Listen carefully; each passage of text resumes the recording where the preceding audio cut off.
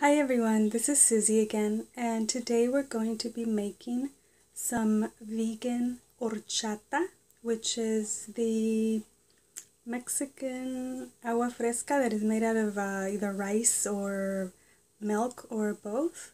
And today that's what we're going to be making. So these are the ingredients that we're going to be using. I will be using some cashews and Brazil nuts, brown rice, cinnamon, vanilla, and almond extract, and some sugar. But I will be giving you some substitutions in case you don't have some of these ingredients, okay?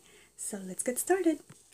Okay, so the first thing that I'm going to do is I'm going to soak my nuts and my rice. And here I have 7 Brazil nuts and about 7 cashews. If you don't have or like any of these nuts, you can do almonds or probably just almonds. I don't know any other ones that I would use for the horchata. Or if you don't want to do these nuts, you can just substitute for some milk, like non-dairy milk, any type that you like, and it wouldn't matter if it's sweetened and vanilla, or anything added to it, because it's going to be a sweet drink anyways. So you can probably just substitute it for that, maybe about half a cup to a cup of the milk, according to your taste, I would use instead of the nuts. So the first thing that we're going to do is just soak them and just cover them with water, and we're just going to leave them there for a while. And you can probably do both of these at the same time, or I mean the same bowl, but I'm going to do it separately. I have 1/4 of a cup of brown rice, and you can use white rice. I have basmati rice, but you can use any rice that you use or like. And a little bit of the cinnamon. I just cut a little bit of it so that it gets soft, because it's going to be blended as well. The cinnamon is going to be blended. And you're just going to add some water and soak that for a little bit as well. Okay, and then when this is ready, we'll come back to blend it all up.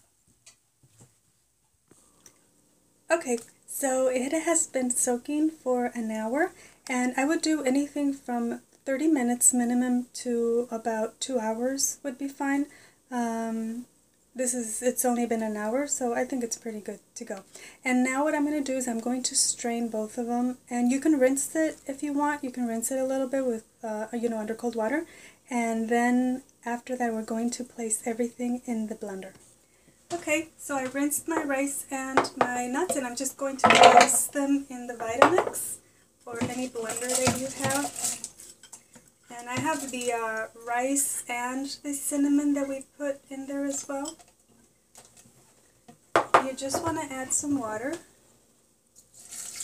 I think I have like 1.5 cups of water. And we're just going to blend this pretty much until almost smooth. It doesn't have to be completely smooth because we are going to strain it. Okay, so I blended my mixture, and I think it was like about 25 seconds on the Vitamix.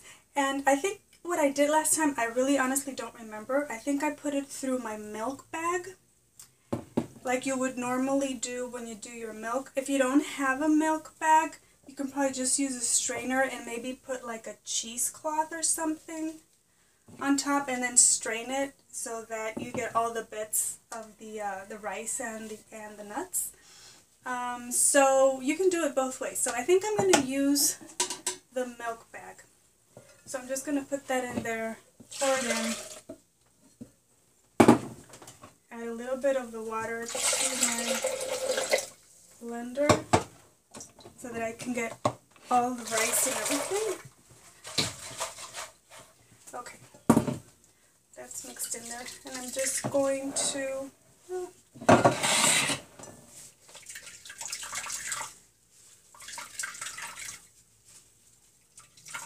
just squeeze out all the milk, okay? And then once you do that, you go back in. Excuse my mess. Ooh, there's some left in there. Let's see.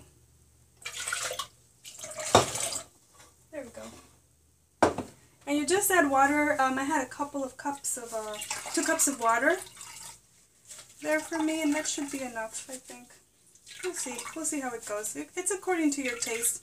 And if for some reason let's say you did this and you're like, I want to do a little more, just add some of your favorite non-dairy milk to it, and that would be fine. And then just add, you know, maybe a little bit more water and some sugar, and you'll be good to go.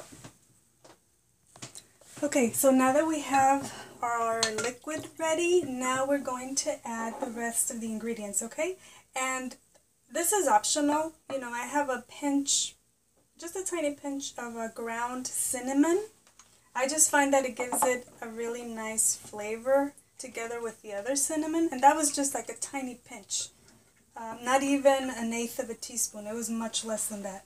And then I have about half a teaspoon of almond extract. You can do less or more. I don't usually measure, so I don't know how much I did last time. Half a teaspoon of vanilla extract. Like I say, this is, I think this would be a fancy horchata because we're adding all these flavorings to it. You don't have to do all this. You can just do vanilla by itself, and that's fine. And then just add sugar to your taste, okay? I have some vegan cane sugar, but you can add stevia or any type of sweetener that you like. And you're just going to mix that in, and we're going to mix that really well and give it a taste and see what it needs.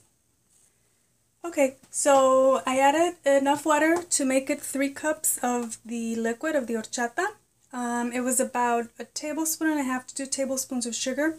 And the vanilla and the almond extract, I thought that was pretty good, the amount, but you can always please start with less. Start with like 1/4 of a teaspoon of each, and then if you want more, then just add. Like I say, it's always better to start with less and then just add more. And like I said, the cinnamon was just like a tiny pinch. It was a really, really small pinch of the ground cinnamon. So now we're just going to pour it into your container. Whatever container you like, and we're just going to refrigerate this. It tastes different when it's cold. Right now it's not going to taste the same as when it's cold. I don't like to add ice to it because then it just waters down the flavor. But if you need to, you can just add a little bit more sugar if you want it right away, and just add some ice to it and it'll be ready to go. And here you go. Here is the look of your homemade vegan horchata. It is so delicious, you guys. I hope you guys give it a try. And if I forget to say something in the video because I don't edit my videos, I always make sure to read the notes. If I put something in the notes, it means that is something that I forgot to mention, or something that a suggestion that I have, or something like that for you. So that I will always place where it says notes in case I forget to mention something at the end.